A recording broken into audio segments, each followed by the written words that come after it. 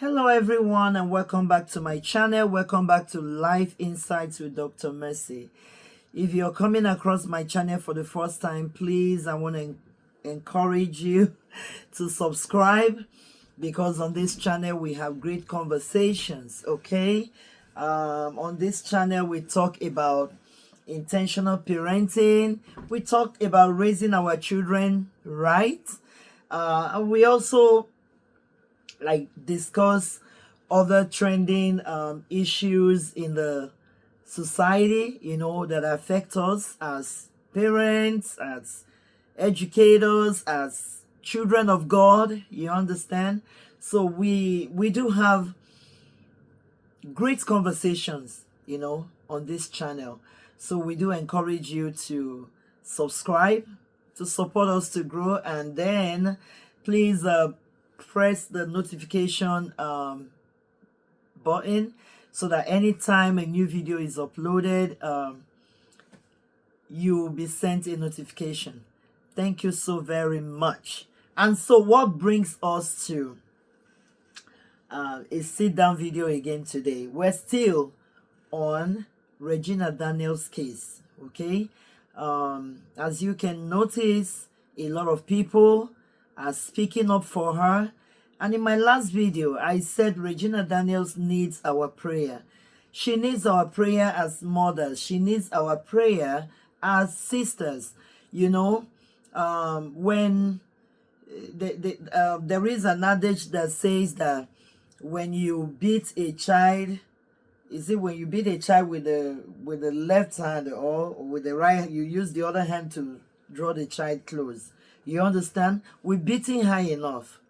Honestly, when this whole movie started, like I said in my last video, we were really beating her. We were like, oh, wow. So now you're going to come and you're going to cry. You're going to cry out, like you're going to run out, something like that.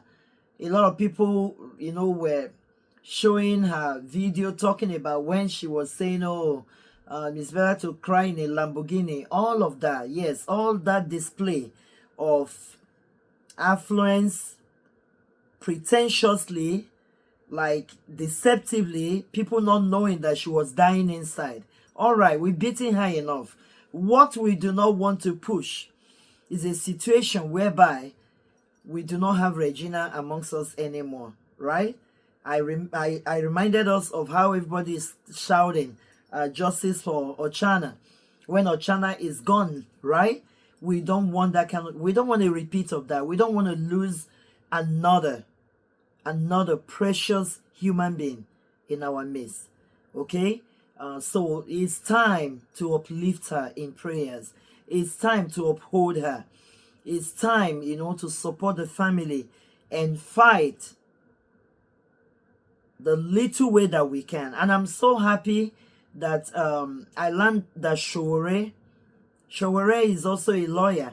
I learned that he has stepped, into the case, because I think our sitting senator really needs somebody to, to stand up to him, because I don't understand the reason for all this abuse of power. I don't understand it. Marriage should not be a do or die affair. Yeah, marriage should not be a do or die affair. And you have an upper hand. Can you imagine a 60-something-year-old man, approximately on your way to 70, fighting a girl that you picked up at 17? Hello? That is too much now. That is too much. Temper justice with mercy, or how do they say it? That is too much. That is too much abuse of power. A girl that when you married her, you were 40 years older than she is. Now she's tired. And based on cogent reasons, I mean, if it's really sweet, will she run out? She won't run out. So why are you insisting on having her back and keeping her like almost a slave under you? Wow. After all that she has said, that, oh my goodness. In her last write-up, Regina mentioned our sitting senators' involvement in the DRGS issue. But he was the first person that came out to cry wolf, wolf. But he is the underlying factor who has a fantasy that he wants, to experience in his young wives. And then he encourages them to go under DRUG so that he can enjoy his fantasy. Even Regina, Daniel's mom said it. Regina also said it. His brothers are aware. Like, what is this? Even if, like, someone said in a video that he might have video clips of her, of all the things they do in the secret. So what?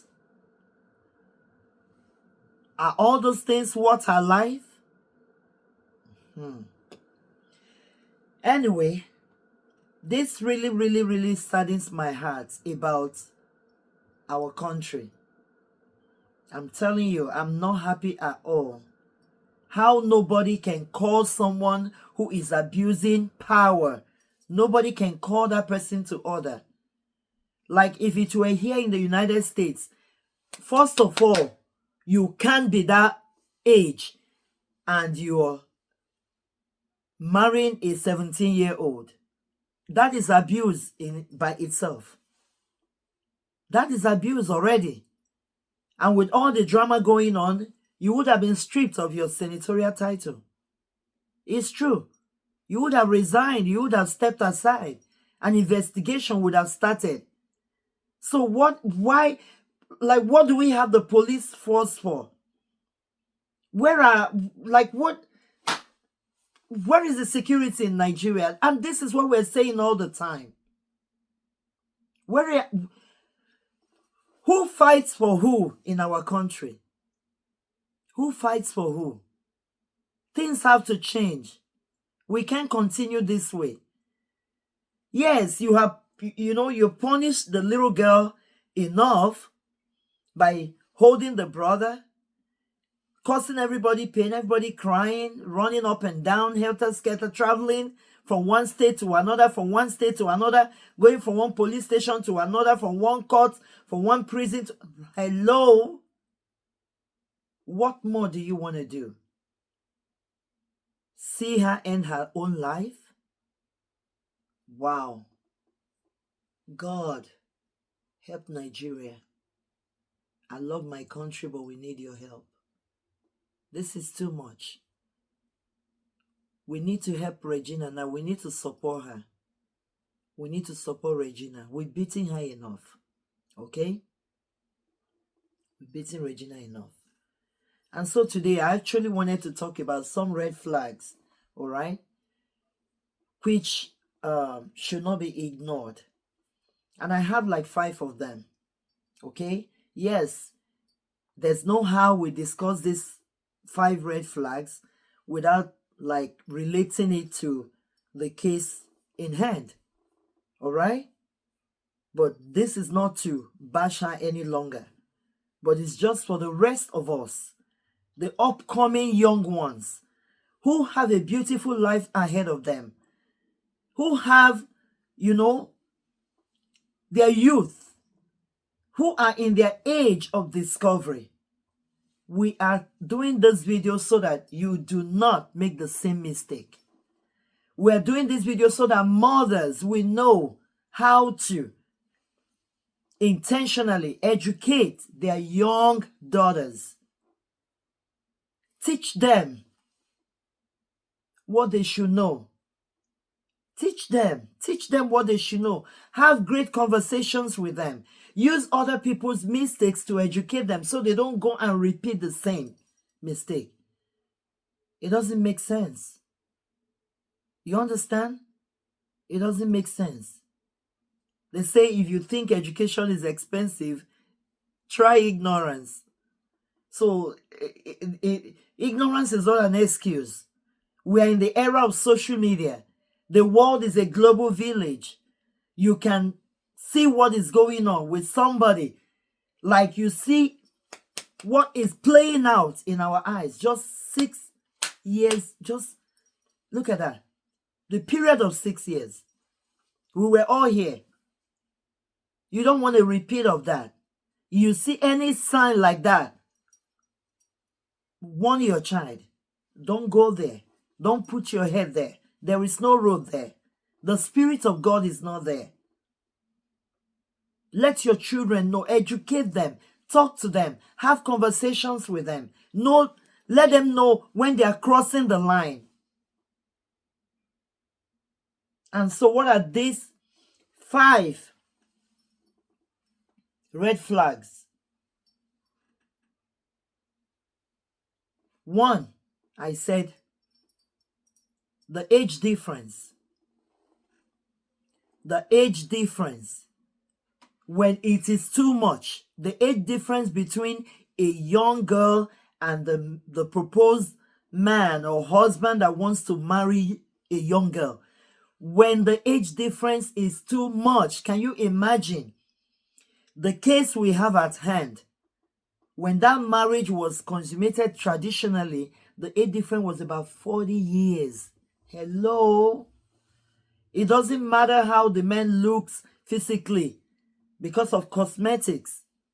It doesn't matter.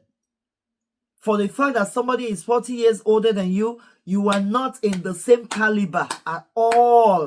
You are not in the same generation. And that speaks volume. Your interest and values and that person's interest and values, there will be a very wide range, very wide gap. What you like and what that person like be miles apart. It is a no-no. 40 years gap.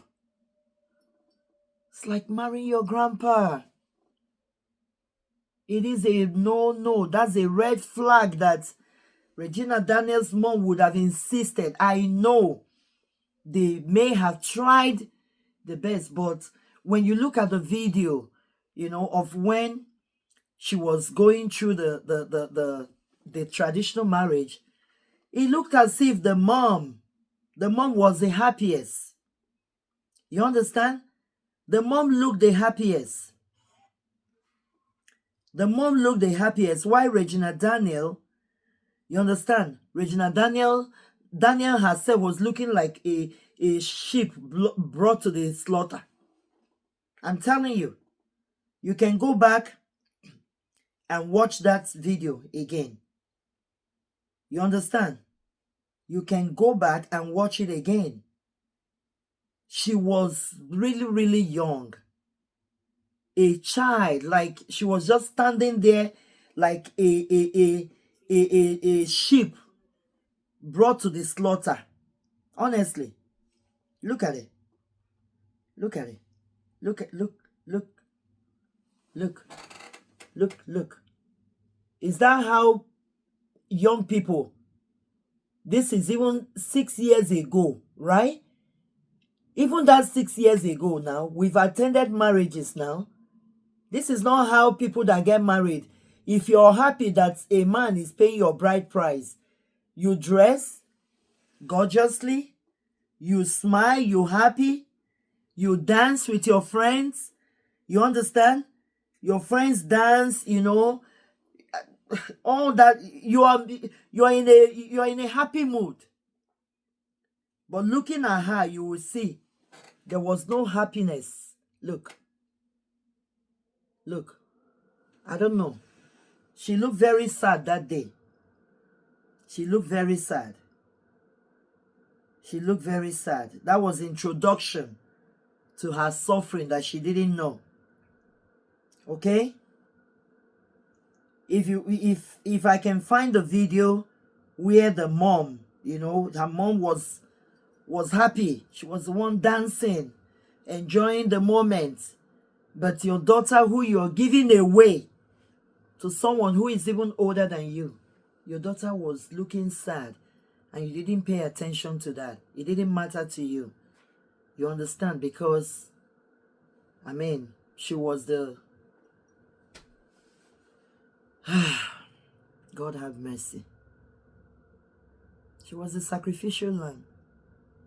Please, young girls, don't do this to yourself. Let this not be repeated under our watch. Mothers, be intentional with your daughters.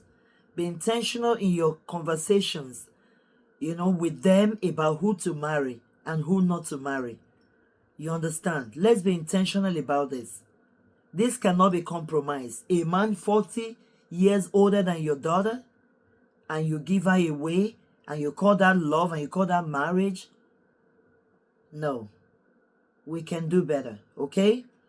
All right? We can do better, because that man with that age range and your daughter, they are not at par at all. They are not. They are not in the same generation at all. Like, the gap is too much. 5 years, max 10. Some people are older than their spouse, more than 10, it's still manageable. But 40,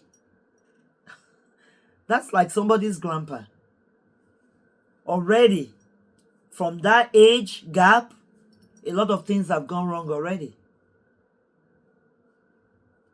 A lot of things have gone wrong. The girl child in that marriage has to, double up. And if we notice, that was what happened.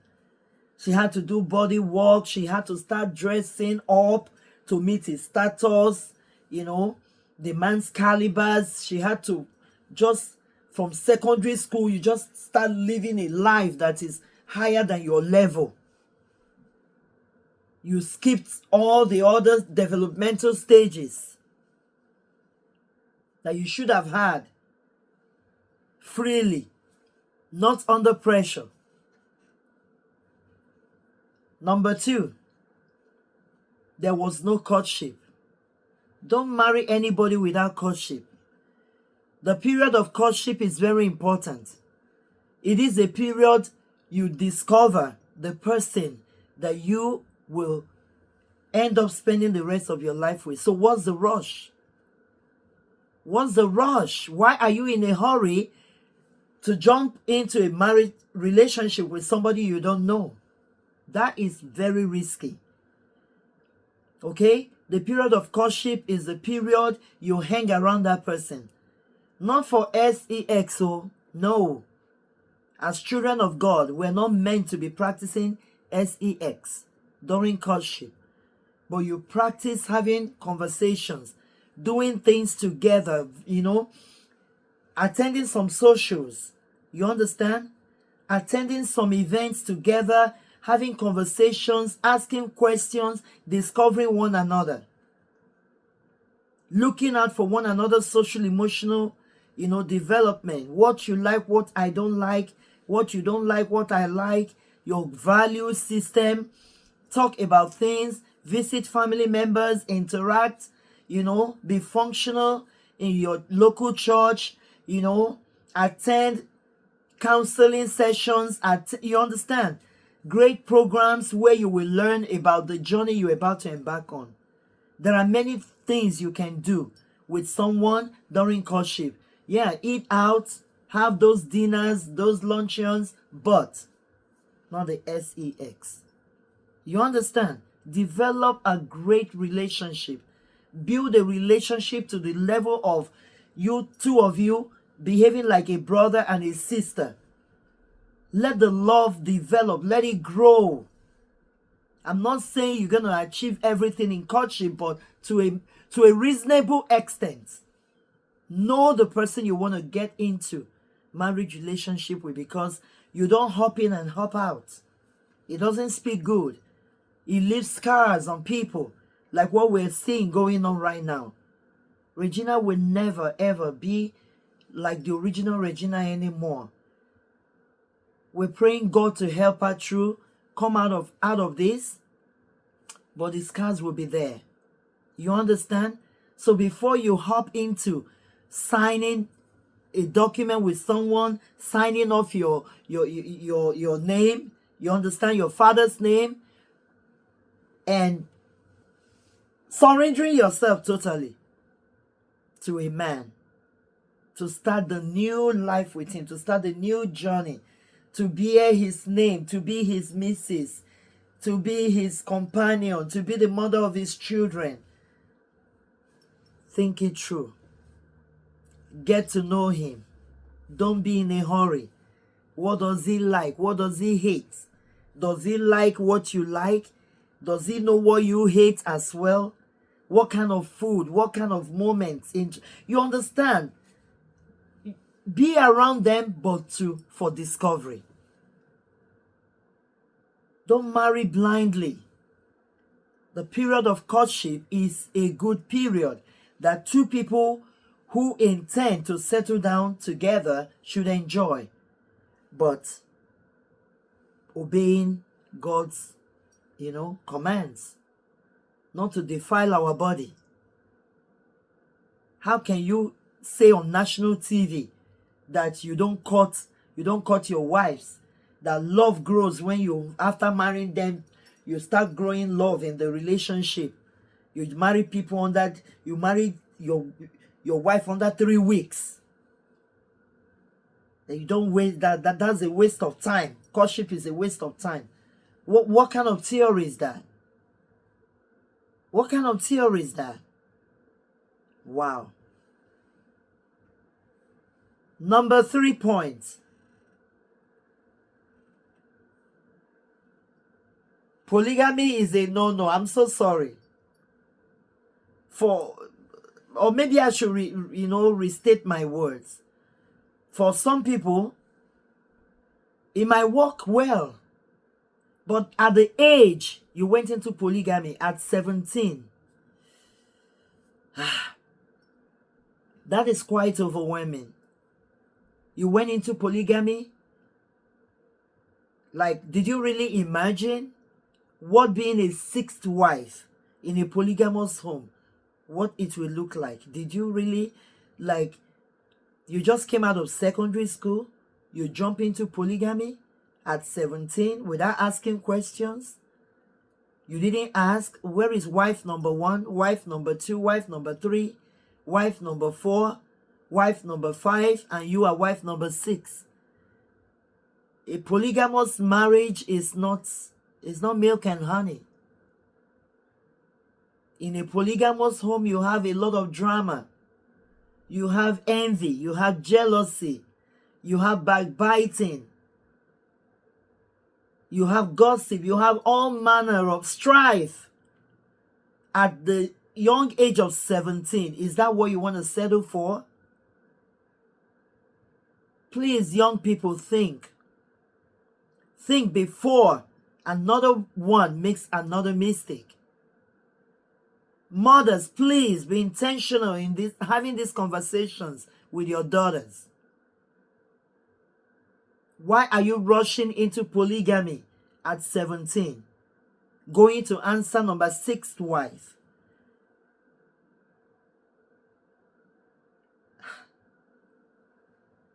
The moment you come in and you're being paraded all over the place as the newest wife, as the freshest wife, as the prettiest wife, already you set yourself up for envy, for jealousy, for unnecessary quarrel. So young people, please think twice, okay? In that marriage, in a polygamous home with a man that is 40 years older than you, he has children already from the first wife who are older than you, who are your age mates. So you see that?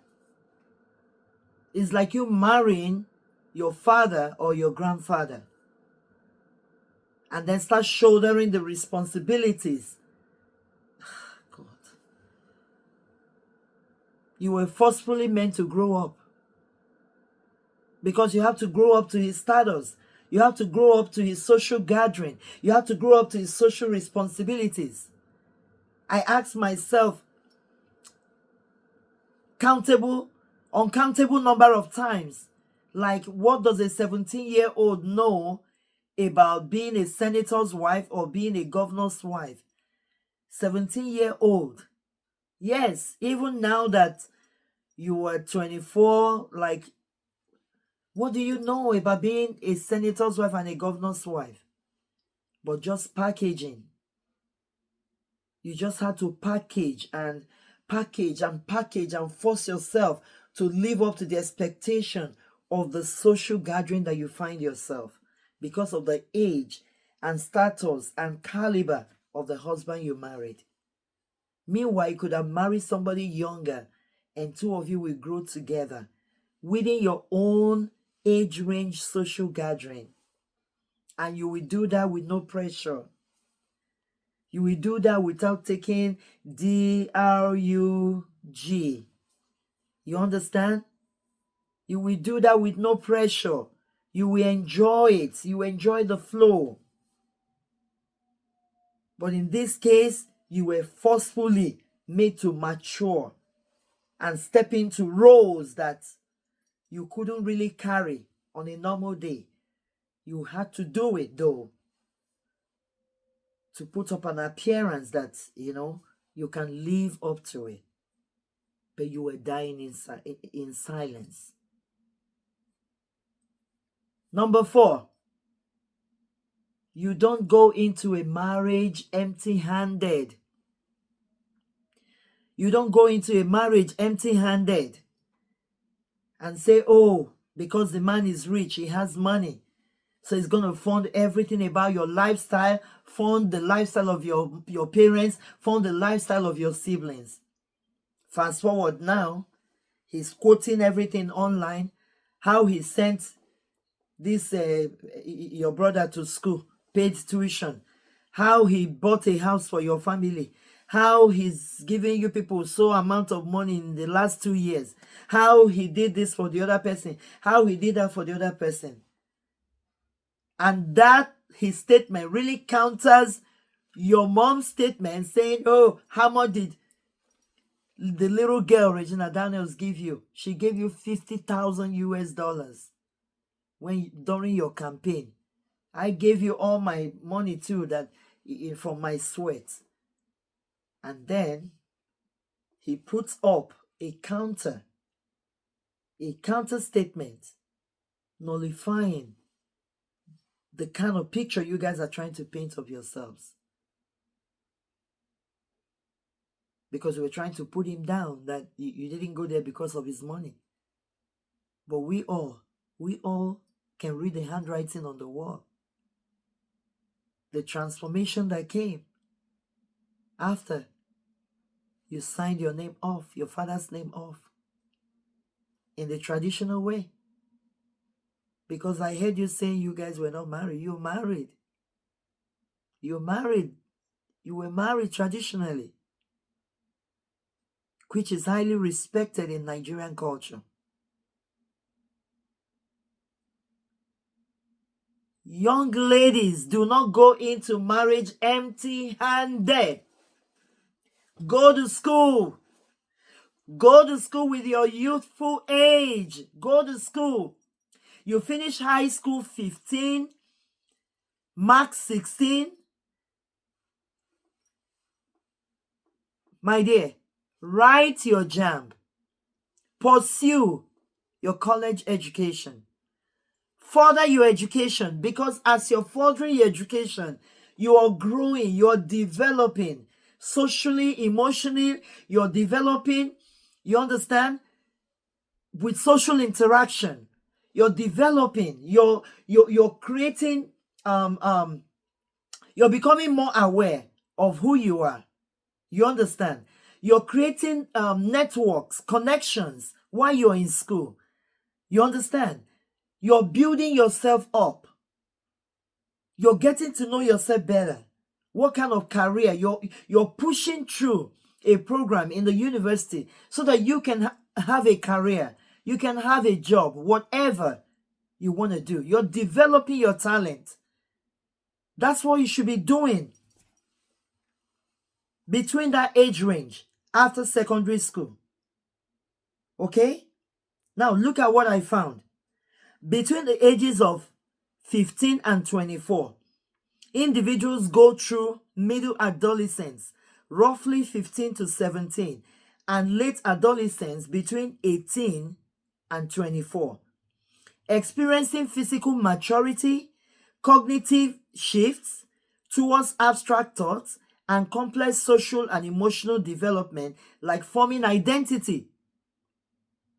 So you didn't give yourself the grace to form your identity, to identify who you are, to develop physically, to mature, to experience your cognitive shifts towards abstract thoughts and complex social and emotional development like forming. You didn't give yourself the grace to go through these developmental stages. You just hopped after secondary school. You hopped into marriage with somebody who is generations far, far, far, far ahead of you. Seeking independence and developing intimate relationships. This decisive decade is a critical time for forming future health, family, education, and career outcomes. Do you see that? Do you see that? Can you imagine? There's a lot. Okay? There's a lot. This is the age of development that you ran into a marriage to go start producing baby. You forced yourself into motherhood so quick because you want to impress the old man. Lord, my goodness, my goodness. Talking about social emotional development, it says a greater sense of independence and self-confidence emerges. Individuals may experience more complex thinking about their purpose in life and navigate more mature relationships. You jumped, you skipped all this. Experiencing or accomplishing major milestones within this teenage age, between age 15 and 24. Major milestones. This is a time for making more independent decisions, potentially starting a career or higher education and navigating more adult responsibilities. Hello? Like identity. A core developmental task is the ongoing search for identity, which involves questioning values and forming a personal sense of purpose. Mental health. This is a period when mental health concerns can emerge or become more apparent, making open communications with family and professionals important. Brain development. The brain continues to mature throughout this entire period, with the frontal lobe not fully developing until around age 25. Do you see? All this I'm reading from Google. So you skipped the process.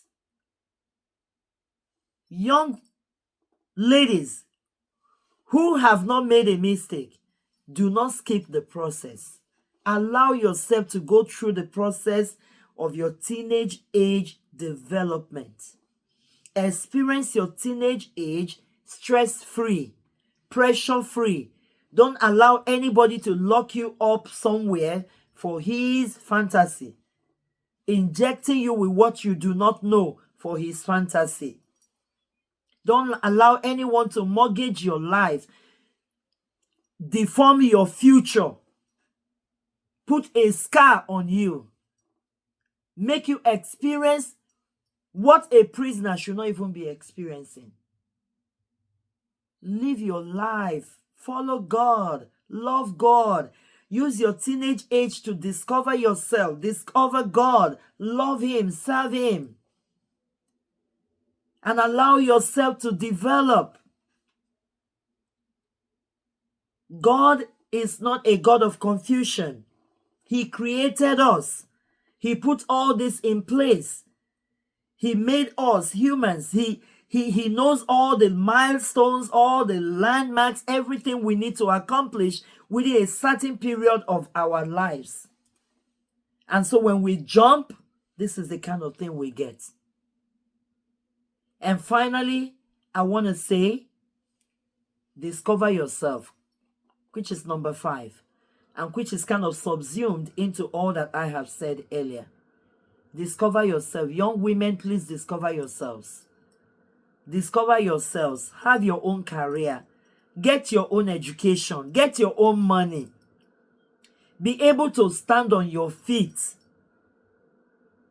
Look at the analogy that if you marry one wife, you are like a table that has one leg. Hey, in 21st century, a sitting senator,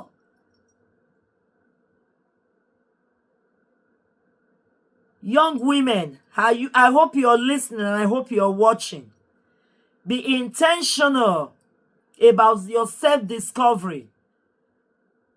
Do not go into any relationship, especially marriage, empty-handed. Get your education while you are with your parents. Get your education. Get it and get it good. Get a career focus. Get a job before you get married. Work for some years if possible. Not terrible long years when you have somebody waiting, but work for some years. All those things help you.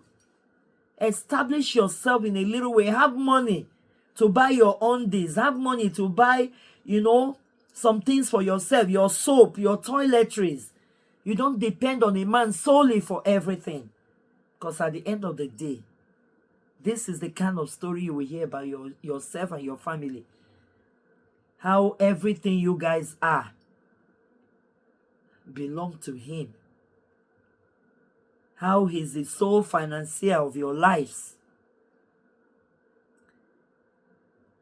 And you all are able-bodied men and women. It's a slap on the family's face. So mothers, fathers, let's educate our children. Let's stop seeing, our daughters as our meal tickets by marrying them off to older men who are richer than you are, because you want to use them as a meal ticket to find favor where the older man and the richer man is. It is a no-no. Have these conversations with your children and pray with them. Pray that the Spirit of God will possess your children. That the Spirit of God will give them the spirit of discernment. If your children open up to Christ, allow Christ to come into their lives and sit in their lives, there'll be limits to the kind of, mistakes they make in life. I'm not joking about this. I'm really serious. Without Christ, it's not really easy to navigate life and avoid some of these problems. I know my Bible tells me that godliness with contentment is great gain.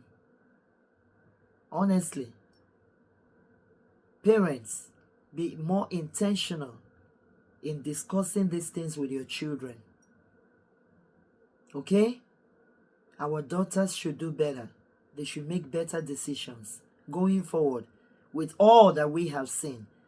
We should not allow another girl child, a teenage child with so much potentials, to make another mistake and to be abused this way.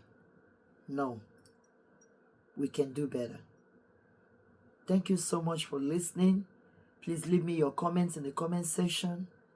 And please come back and watch our video. Share this video. And I know it will bless someone. Thank you. I love you. And God bless. Bye-bye.